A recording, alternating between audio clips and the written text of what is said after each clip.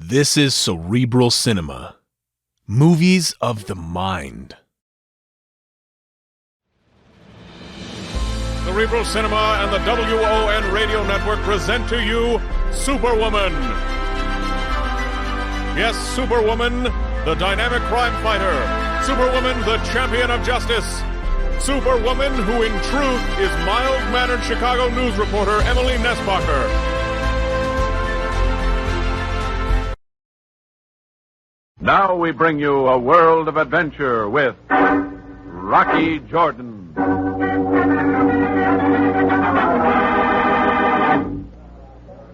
I'd been eyeing the guy sitting in the back booth for quite a while. Everybody in the Cafe Tambourine was having a good time but him.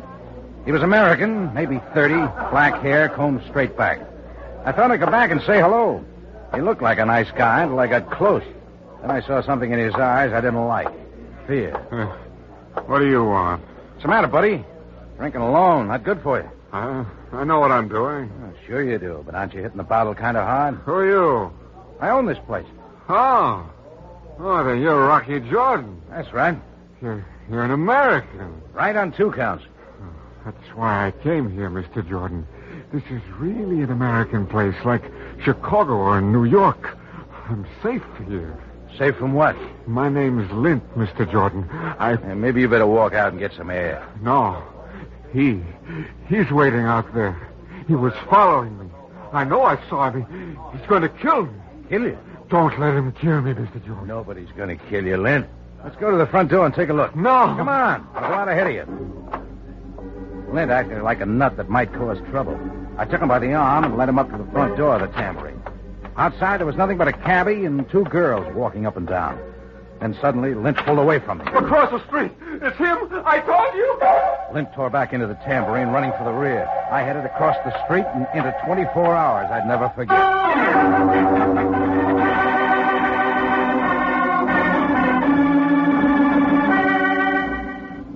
On a narrow street not far off Cairo's native quarter stands a Cafe Tambourine, run by Rocky Jordan.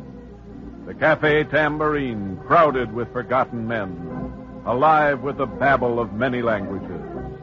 For this is Cairo, where modern adventure and intrigue unfold against a backdrop of antiquity. Tonight's Rocky Jordan story, Trail of the Assassin.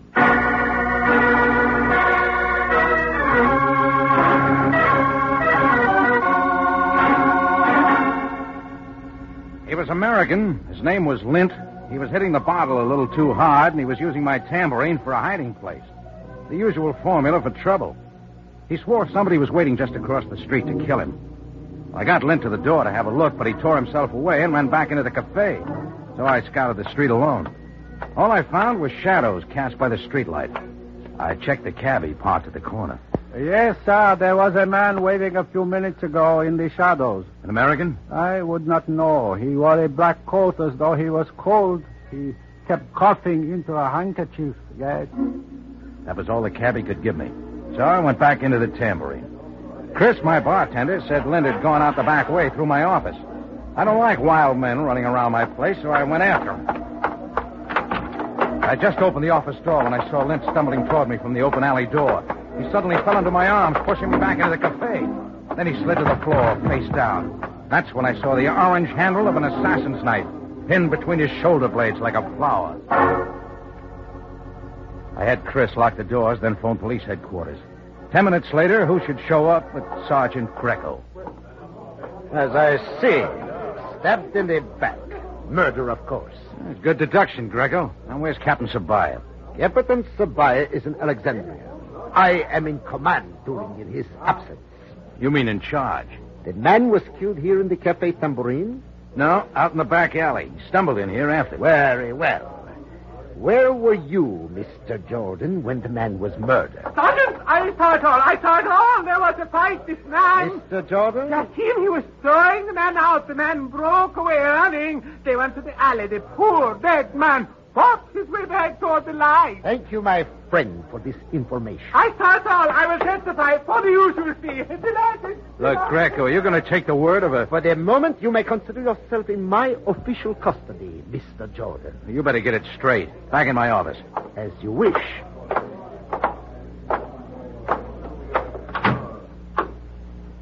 Now, there is only one question unanswered. Huh? Only one? Your motive. Why did you kill this man Lint? You tell me. I advise you to cooperate, Mr. Jordan. Admit, this man was an old enemy of yours from America. You recognize the orange-handled dagger, didn't you, Greco? Of course. It is the type used by the tribe of Singori. That's right. Tribe of Singori, professional assassins. There have been too many murders in Cairo, but those would wish us to believe the tribe of Singori were the murderers. You will have to do better than that, Mr. Jordan. Why should I want to kill Lint? Never seen the guy before tonight. You Americans have a tendency toward violence. Okay. You win, Greco. I killed him. Excellent. Now, we are progressing. You're making a fool of yourself. What?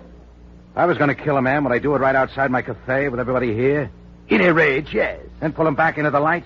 Well, would I use a knife? Maybe a .45, but no knife, Greco. Well, go on. Take me down to headquarters. You look real good when Captain Sabaya gets back. As Captain Sabaya has done in the past, I hereby release you on your own recognizance. But I assure you, Mr. Jordan, I shall not rest until I have uncovered evidence to bring you to justice.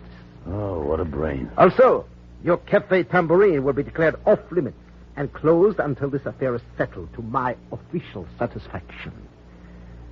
That is all, Mr. Jordan. Greco went out and took the names of the witnesses. I told Chris to go on home. In 20 minutes, the cafe was empty. I locked the front door and turned off the overhead lights.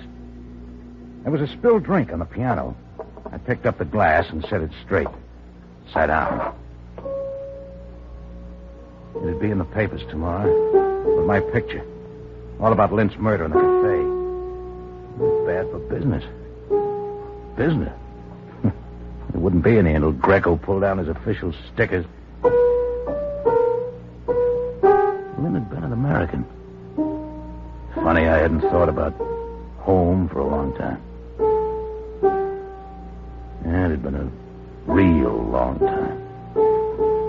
Oh, Lint. Who was he? Who killed him and why? With Greco putting the pressure on, I knew I'd better find out before everything crashed in on me. Greco would work like a bulldog until he'd hooked something up that'd look like evidence.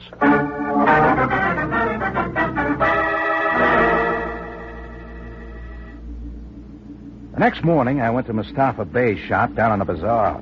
In Cairo, 1950, he was one of the last true artisans making knives. Tempered blades, daggers, cutlasses. Mustafa Bey made them all. He was an old man. He knew everything that had happened in Cairo in the last 60 years. If anyone would, I figured he'd have the answer to the orange-handled dagger.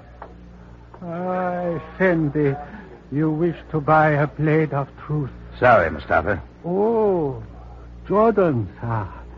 An old man who has burned his eyes over the forge until even the stars are lost to him is sorry that he did not rise to make welcome an old and trusted friend. Well, thanks, Mustafa. I'll just sit here on the rug beside you. What brings Jordan Bey to the shop of an old man who finds himself as worthless as the moon to men that will not look up? Oh, you're not worthless. For 69 years, Effendi, I have made the finest blades. And my father before me, and his father before him, the same. Now, the pistol. Well, everything changes, Mustafa. Everything but ashes. Do not hasten to that far place where yours are destined to be found. Hey, look, maybe you can help me. I am a friend. The orange-handled daggers of the tribe of Singori. What do you know about them? The Singori are assassins. Oh, I know that. Yes, they were excellent customers. But the Singori were driven into hiding many years ago. Are they still active? It is said the camel may live from its hump, but there comes a time when the camel must drink. You're saying maybe the Singori are getting back into harness. You are concerned about the man who was killed with the orange Singori dagger at your cafe last night. You knew about that? Even so. If the Singori did it, it doesn't make sense that they'd leave their calling card. Mustafa is vain of his knives. See, my mark on this one. All artists are proud of their labor, and they mark it with their sign. So the Singori always leave the sign of their work. The orange dagger. Unless Go on, Mustafa. Someone kills and wishes to point to the innocent. Oh, meaning maybe somebody did the killing with the Singori dagger to make it look like the tribe of assassins. All things are possible. Thanks, Mustafa. You've been a big help.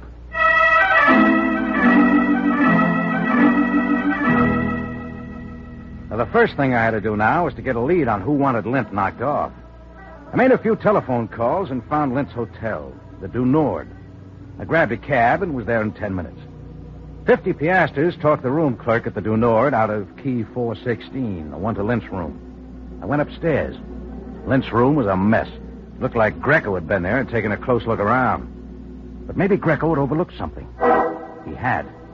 Just as I was snapping open Lint's suitcase, a big job with hotel, airline, and steamship stickers from all over the world posted on it, I felt a sudden movement across the room. I started to turn, but it was too late. I felt a rocket sing through my skull, and the rug went black, deep black, for a long, long time.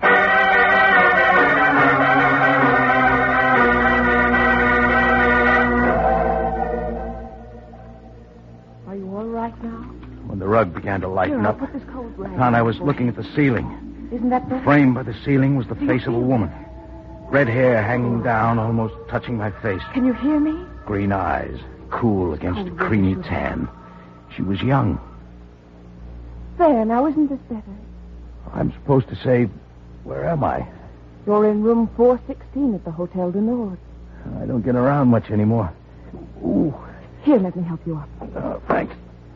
I heard a noise in here, and then a man ran out and left the door open. I saw that you were hurt. Well, thanks for coming to the rescue, lady. I was coming to this room anyway. Did you know the man named Lint? I was his wife. His wife? Well, I just heard about his death a little while ago. The newspapers. I don't know what to do. Oh, I'm sorry. Your husband was killed in my cafe. Then you're Rocky Jordan. Yes, your picture was in the paper. Didn't you wonder where your husband was last night? He stayed out before. Did you get a good look at the guy that ran out of this room? Well, it happened so fast. You must remember something. Well, he was wearing a top coat, a slouch hat. I couldn't see his face except... Wait. Yes, he was coughing. Top coat, coughing into a handkerchief. You've never seen him before? I don't know. You're not sure, then? We were on a sightseeing tour last week into the native quarter. I couldn't say for sure, but we went into a little place. I think I saw him there. What was the name of the place? It was a cafe. Well, do you remember the name? Yes.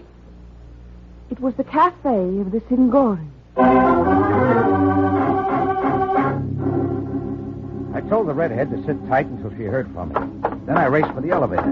Down in the lobby, I ran into none other than Sergeant Greco. Well, Mr. Jordan, I hope you are not attempting to flee Cairo. I don't go to hotels to catch planes, Greco. Just a reminder.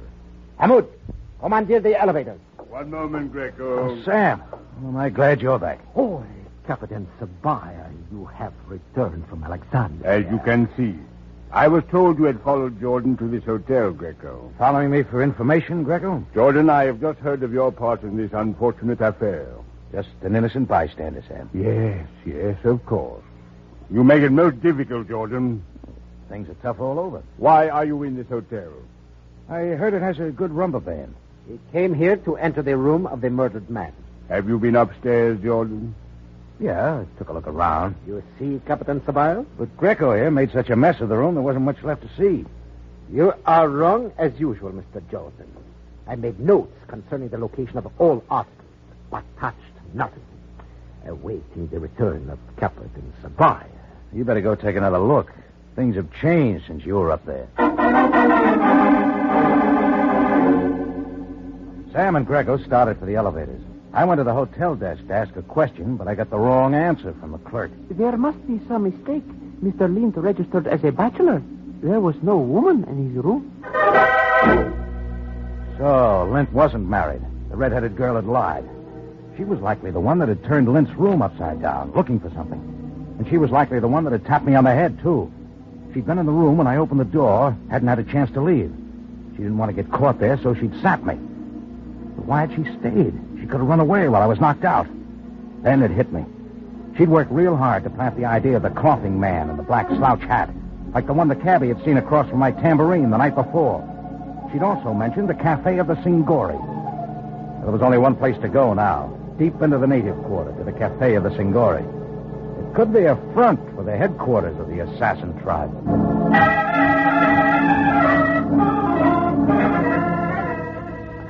Bakshish, Effendi, bakshish. I passed the beggar at the entrance of the Cafe of the Singori. He looked like a beggar, but I had a hunch he was a lookout. The cafe was dark and almost empty. I felt the stare of hidden eyes. A native girl was dancing in a small, cleared space. I sat at a table and waited. I didn't have to wait long.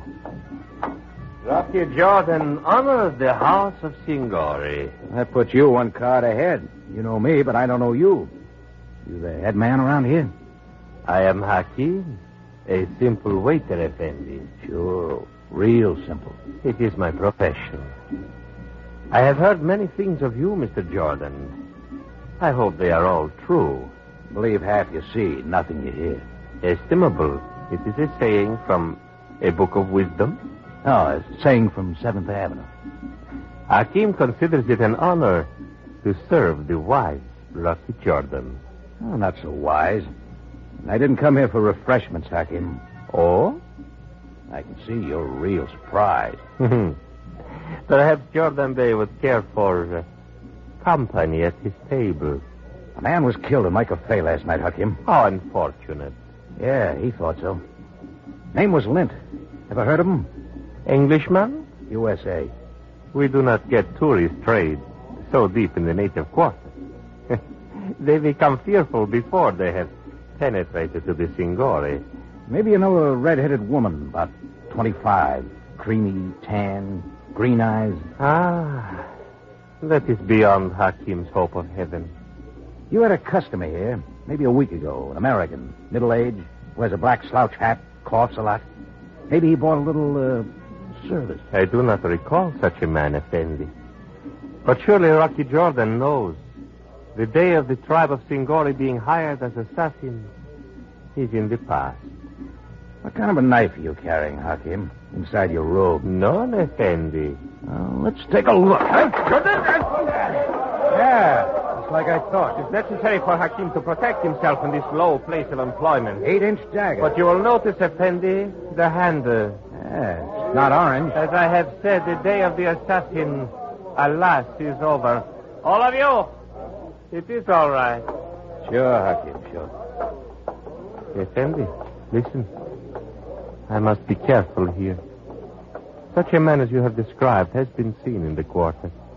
It is said he is a man of great evil. Where can I find this man of great evil? It is said he lives at the Hotel of the Armenian, Davos, near the Fountain of Musa. But Hakim does not know if this be true. Hakim wouldn't know the truth if it came dressed like the Sphinx. But Hakim knows where the man of evil lives, for sure. Here, Hakim. Oh, Mutashakir, Effendi. Give part of that to the dancing girl, will you? She's the only thing in here you can depend on.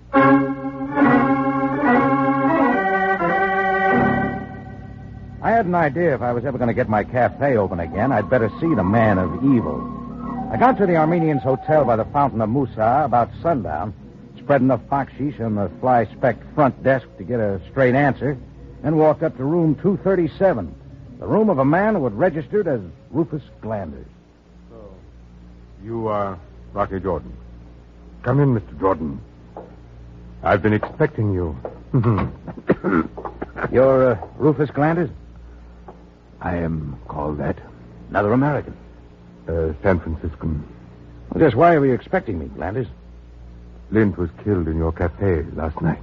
You get right to the point. I've only been in Cairo a short time, Mr. Jordan. But already I've heard much of you. Your tenacity. Hey, you're a sick man. And a relatively poor one. I didn't come here to talk money. Money can be very important. You see, Mr. Jordan, I have used up my monetary reserves in traveling about the world. Yes, I noticed your suitcase down at the foot of the bed. So? People that tour the world usually pick up a lot of stickers for their luggage. That reflects middle-class taste. Oh, I don't know. Folks get quite a kick out of it. But your suitcase has just one sticker on it. I know. A view of the Golden Gate Bridge. A sticker from a hotel in San Francisco. The only city in the world. Why should I bother with the rest? So, you're from San Francisco, huh? Yes. There's nothing like that view from Golden Gate Park on top Telegraph Hill in Frisco. Golden Gate Park is nowhere near Telegraph Hill in San Francisco. Okay, you're from San Francisco, all right. But that still doesn't explain why you're expecting me. I've heard much of you. And since Lint was killed at your place last night, and since the killer has not been apprehended, I thought you might contact me. Why should that follow? My reasoning for traveling all over the world on the little money that remained to me was to catch up with Lint and kill him. Maybe Captain Sabaya down at police headquarters would like to hear your story. Police got an idea I did Lint in. That's absurd. Last night, the cabbie outside my cafe spotted you waiting there to kill Lint. Yes. I was there. At the end of a 6,000-mile search, I found him. I thought I could kill him. But I couldn't. You nailed him out back? No. If I had been able to kill Lint, I would have entered your cafe and accomplished it in the open. You see, Mr. Jordan, my life means nothing to me now. I have only a little time left. And Lint took everything that mattered to me when he left San Francisco. My money. My wife. Your wife has red hair? Beautiful red hair. I don't know about your story now, Glanders. But from where I stand, it looks like your wife's trying to put the finger on you. But you've seen her? She practically led me to you. Oh, Mr. Jordan. Stop stalling, Glanders. We're taking a trip to headquarters. Mr. Jordan, get back. Come on, Glanders. A shadow behind the window. I whirled toward the window that opened onto a fire escape. I dived for the floor. A knife. Coming through a knife. Getting down the fire escape, he won't stick around. Be careful, Mr. Jordan. Oh, yeah, I see him now, running down the street. Who is it? You're lucky to be asking.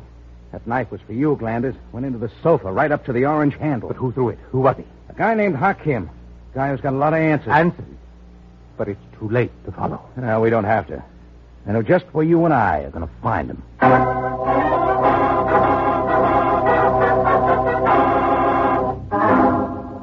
In just a moment, Rocky Jordan returns with the ending to tonight's story.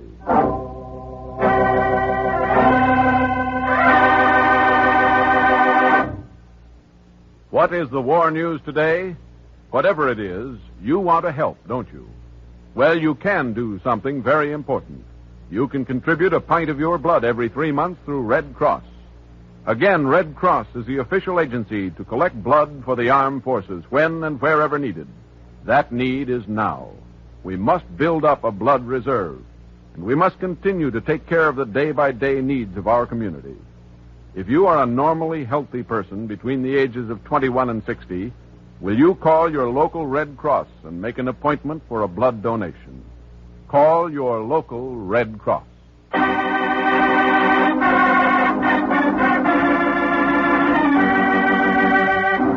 We return you now to Rocky Jordan for the conclusion of tonight's story.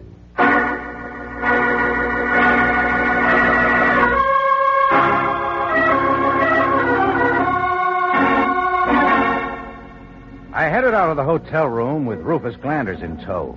Outside, we caught a cab and directed the driver deep into the native quarter to the Cafe of the Singori.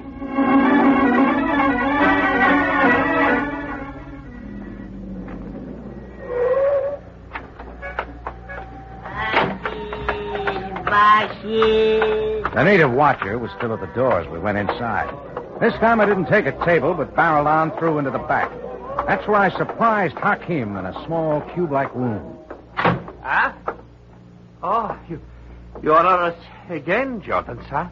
Breathing kind of heavy, aren't you, Hakim? It's been a most exceptional evening for business, Jordan, sir. Yeah, I'll bet. You know my friend here. I have never set eyes on this rascal before. As he says, Effendi, we have not met. Now, you forget fast. Who hired you to put a dagger into Lint's back, Hakim? Very funny joke. Was it the woman with red hair? I do not understand. Be careful, Jordan. I hope you know what you're doing. It was the red-headed woman, wasn't it, Hakim? She paid you to kill Lint. She also paid you to put me on the trail of Glanders here. So I'd go to him and be caught there when you slipped a dagger into him, too.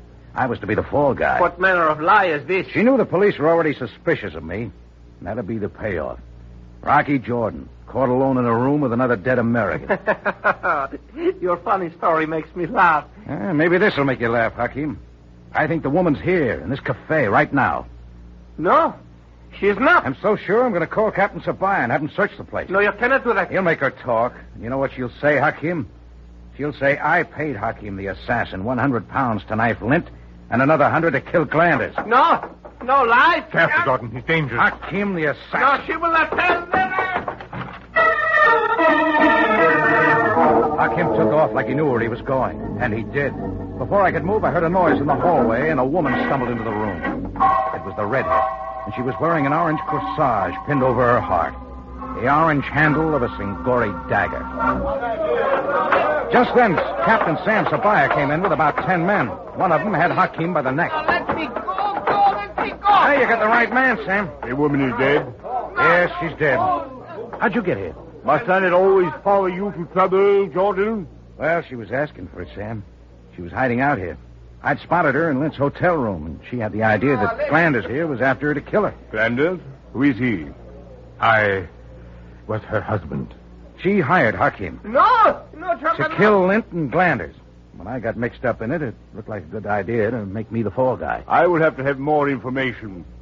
Well, this is a good time for you to talk, Glanders.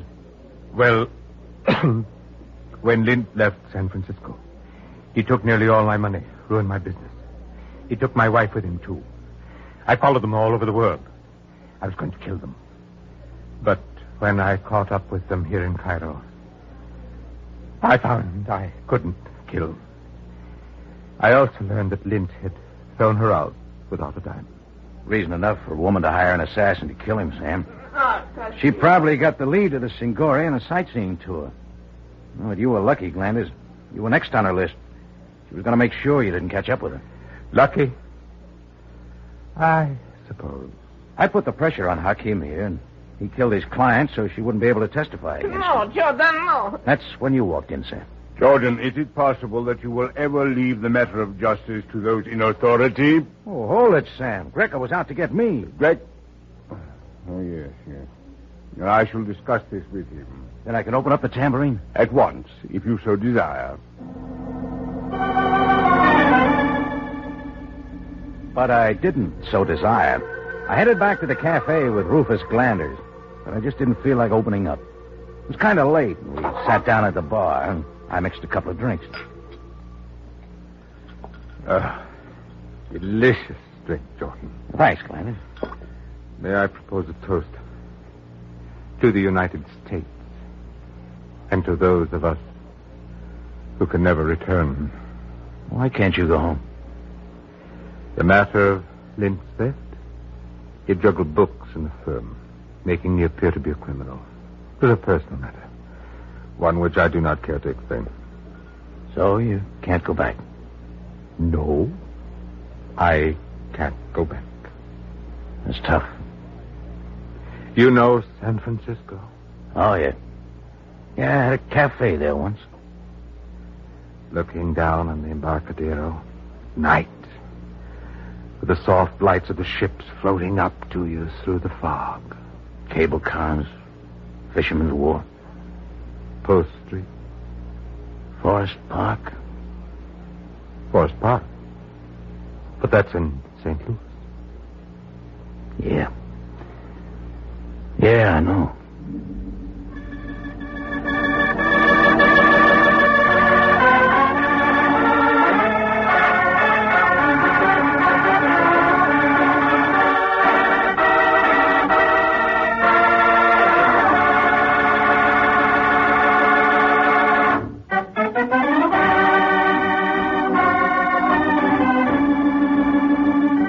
Rocky Jordan, written tonight by Gilbert Thomas, stars Jack Moyles in the title role with Jay Novello as Sam Sabaya, and is produced and directed by Cliff Howell with original music composed and played by Richard Arant.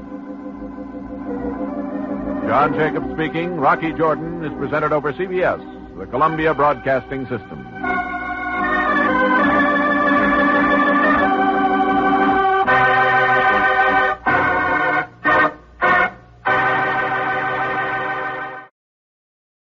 Cerebral Cinema hopes you have enjoyed this movie of the mind.